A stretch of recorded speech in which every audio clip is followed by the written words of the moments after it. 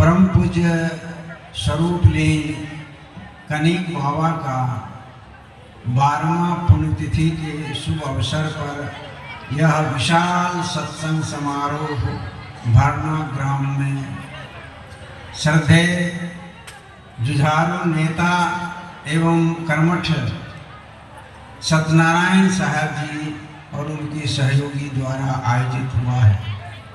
जो विशाल व्यवस्था किए हैं इस क्षेत्र की,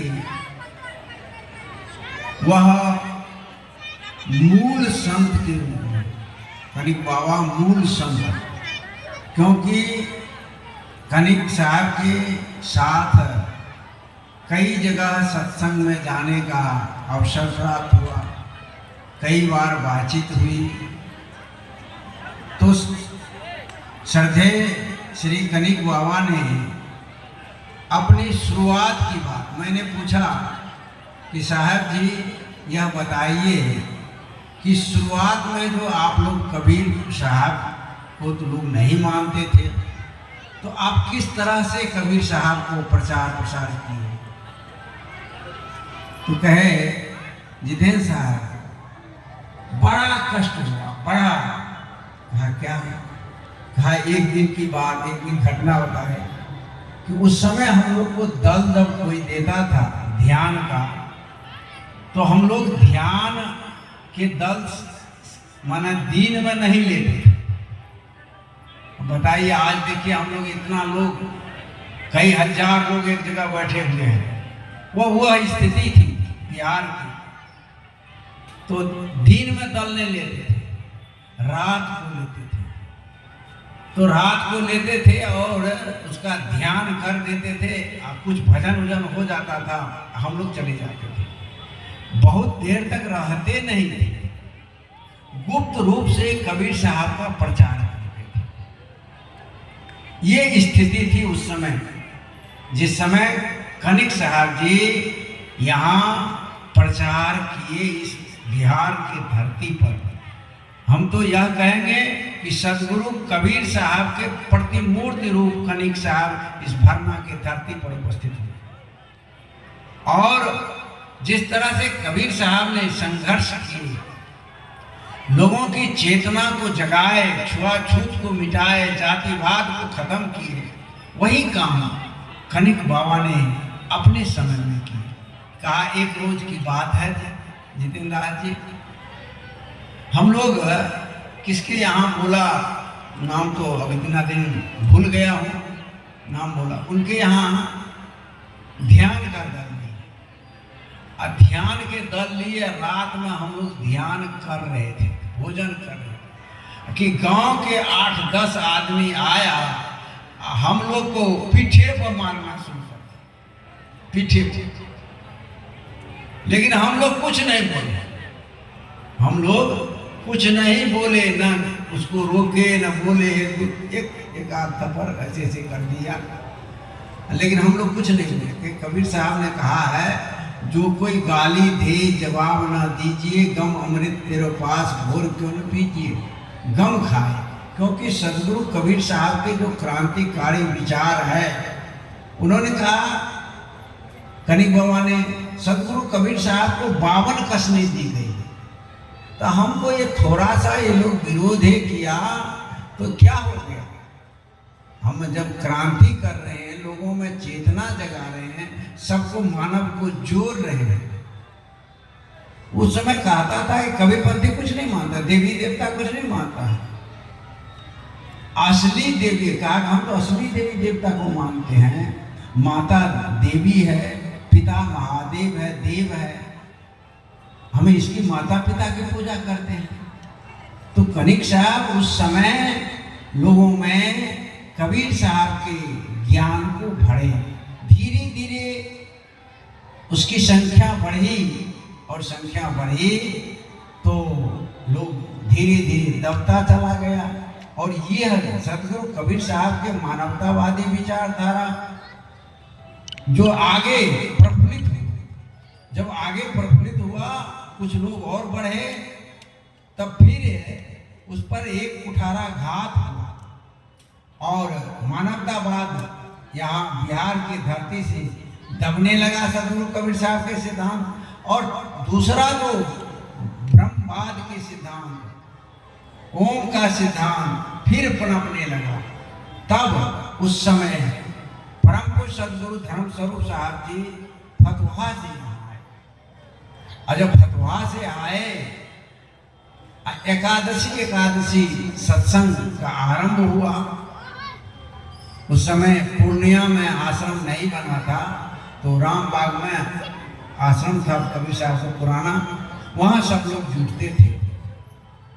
और हमारा आश्रम पूर्णिया बनने से अभी रामपुर तिलक आश्रम है, सदगुरु धर्मस्वरूप साहब वहीं आते थे, मठाई रहते थे। और यहाँ पूर्णिया में रामबाग आते थे, तो वहाँ से प्रचार था। तो जब सदगुरु धर्मस्वरूप साहब जी आए तो यहाँ की जो जनता, कनिक साहब बोले कि उस समय साहब जी को पंडित जी बोलते थे। कहा पंडित जी जब आए तब हम लोगों को बल मिला अधिक, और तब बड़ा बड़ा कार्यक्रम करने लगे। और जहाँ लोग गांव के लोग, पंडित लोग और तथाकथित विचारधारा, मनुवादी विचारधारा के लोग हम लोगों को क्रॉस करते थे, तो हम लोग पंडित जी को बुलाते थे और वहाँ कार्यक्रम रखते थे। जब साहब जी आते थे, प्रवचन करते थे, सब के सब रास्ता छोड़ करके चले जाते थे।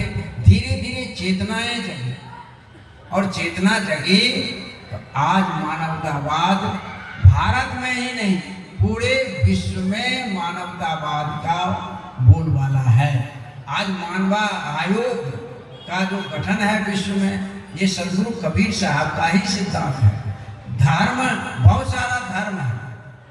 अभी हम नेपाल गए थे, कार्यक्रम था, तो लोगों ने कहा कबीर धर्म की मांग किया गया, जो कबीर धर्म का प्रचार हो, प्रसार हो, कबीर और सब धर्म है। तो मैंने कहा जितने धर्म है वो धर्म है ही नहीं। सदगुरु कबीर साहब के ही सिद्धांत एक धर्म है, दूसरा कोई धर्म है ही नहीं। क्योंकि हिंदू धर्म नहीं हो सकता, मुस्लिम धर्म नहीं हो सकता, सिख धर्म नहीं हो सकता, ईसाई धर्म नहीं हो सकता। क्यों कि यदि हम उसी उपनिषद की बात लें तो उपनिषद में आया है धारिती धर्म, जो सबको धारण करे वह धर्म है, और जो जिसको सब धारण करे वह धर्म है। तो ऐसा सिद्धांत देने वाला कौन है? सदगुरु कबीर साहब को छोड़ करके दूसरा तो कोई है नहीं, जो समस्त मानवता को एक साथ एक सूत्र में जोड़े। सदगुरु कबीर साहब समस्त मानव को एक सूत्र में जोड़े, यही ना धर्म है। सत्य की, अहिंसा की, सभी में हिंसा है। उधर कुर्बानी है, इधर बलि है, इधर और कुछ है, कहीं कुछ है।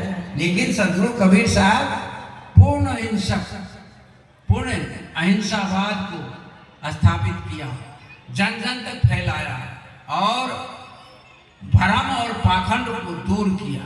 और उसी की कड़ी को सदगुरु कणिक साहब जी ने इस भरना के धरती से जन जन तक फैलाने का काम किया।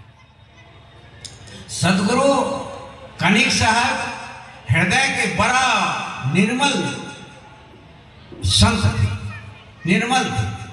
कभी उनमें अहंकार नहीं था, और अपने तन मन धन को सबको सदगुरु कबीर साहब के प्रचार प्रसार के लिए समर्पित किया। तभी तो ये विद्यालय आप लोगों के समक्ष उपस्थित है। और लोगों में जो जातीय संकीर्णता थी, ये छुआछूत की बात थी, वो जो उसको दूर करने के लिए जगह जगह जा कर के शाम को सत्संग करते थे, और उसके यहाँ ध्यान करते थे। ध्यान के सब कोई बैठ के खाए। तो ये जो क्रांति की, ये जो चेतना जगाए, ये बहुत बड़ा, ये शुरुआत में जैसे कोई बंजर जमीन को पहले जोत करके खेत तैयार करता है, उसी तरह से कनिक बाबा ने इस बंजर जमीन को अपनी साधना से, अपनी तपस्या से, अपने त्याग से सींचा, अभिसिंचित किया, जोता, कोरा, उर्वर बनाया। आज विशाल सत्संग यही भरना के धरती पर हो रहा है। तो सदगुरु श्री कनिक साहब हम लोगों के प्रेरणा स्रोत हैं। मैं कई बार आए उनके दर्शनार्थ, जब